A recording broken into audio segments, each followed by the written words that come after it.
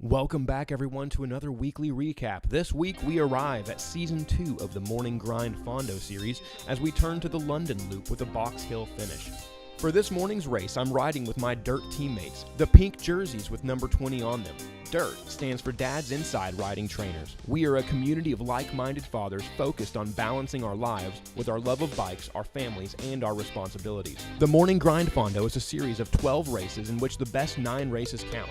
For Season 2, the organizers decided to shake things up a bit, and our races will now have separate category starts. This is a big difference from the mass starts of Season 1, and honestly, it makes the start, or at least this start, much more manageable. The cornucopia of agony and suffering was almost non-existent, and instead of 5 minutes of blistering speed, we stayed much closer to what felt like a very easy 250 watts to get rolling. With 2 ascents of Box Hill, the peloton took things easy on the way out of London. The hill would be the defining factor for this race, and we would have to see who had the legs to hold on over the top for 2 rounds. Early into the race on Dirt's Team Discord channel, Paul Buckwild Buckland had been spotted taking to the front for a few mind games. Being the reigning Season 1 champion, we all knew he was the one to beat going into this race. In the Season 2 finale, he and Dirt's Dustin Elliott had battled all the way to the line, and it was Buckland's patience and waiting for Elliott to make the first sprint that won him that race. With Buckland acting froggy early, I decided I needed to get to the front and stay there to try to keep from missing out on any breaks.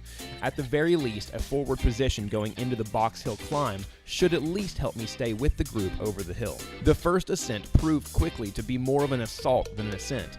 4 watts per kilogram, 4.5 watts per kilogram, 5 watts per kilogram, and it kept going. The pace continued to climb. Before I even realized it, we were halfway up. Somebody on Discord called to watch for breakaways, and so back to the front I went to chase down any would-be attacks. As we got to the top, the mini-map, which had shown a dense blob of riders just a moment ago, began to look more like a long, strung-out snake across the road. The field of 71 B racers was now down to a group of 25 to 30 clinging to each other's wheels to prevent falling off the back. Just after the Box Hill KOM banner, there's another short, steep kicker before the descent. I'd made it over the top of the KOM at the front, and my focus moved to tailing Buckland down the hill. He threw out some orange numbers on the kicker, and a group of 5 to 6 formed off the front. Fellow dirt rider Duke and I were both in this group and went for the arrow tuck to prevent pulling Buckland and other opponents away from our dirt team members. The peloton caught up to our small group on the bottom of the descent, and the subway stairs back into London was our next landmark.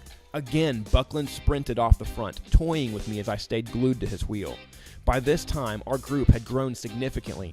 At times, it looked like a sea of pink with all of the dirt jerseys. We enjoyed some sightseeing on a rather uneventful trip through the city.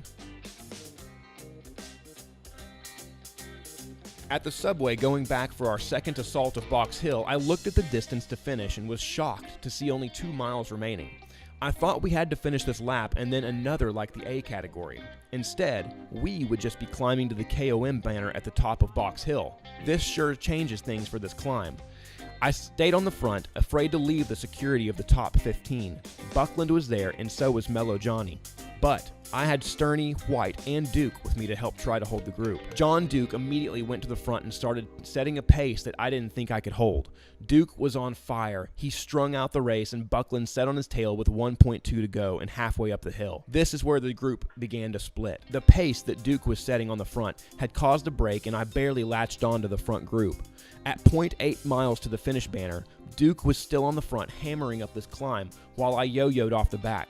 We were down to a group of 5, Duke, Buckland, Ostberg, Alyanak, and myself. 0.5 miles to go, and Duke took a breather before the sprint. Suddenly I realized I have a very real shot at winning this race. I'm not a great climber, but I stayed with this group, and I absolutely believe in my ability to sprint.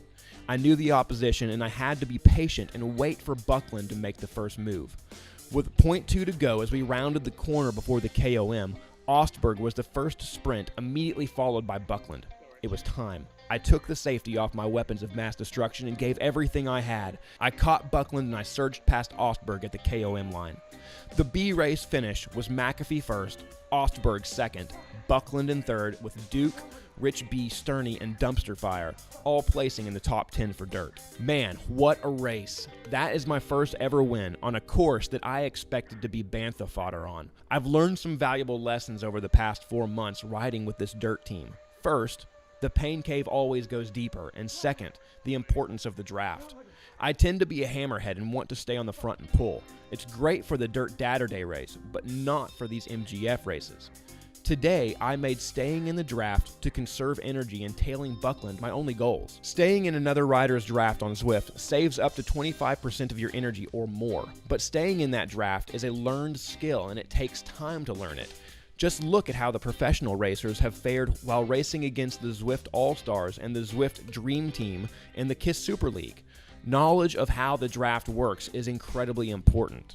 So today's race was the best job I've done of sitting in the draft, conserving energy, and I really think that's what allowed me to take the win today. Next week, the series heads to Watopia for one lap of the Watopia Figure 8, which hits the hilly and flat loops in both directions. This should be a very exciting race with the Watopia KOM likely to be the defining moment. Hopefully you enjoyed this recap of the Morning Grind Fondo B race. I do a live stream of the race and a recap summary every week. If you subscribe over on YouTube, you'll get all of these plus some other Zwift tips and hacks that I have coming out. Thanks for watching, and I'll see you in Watopia.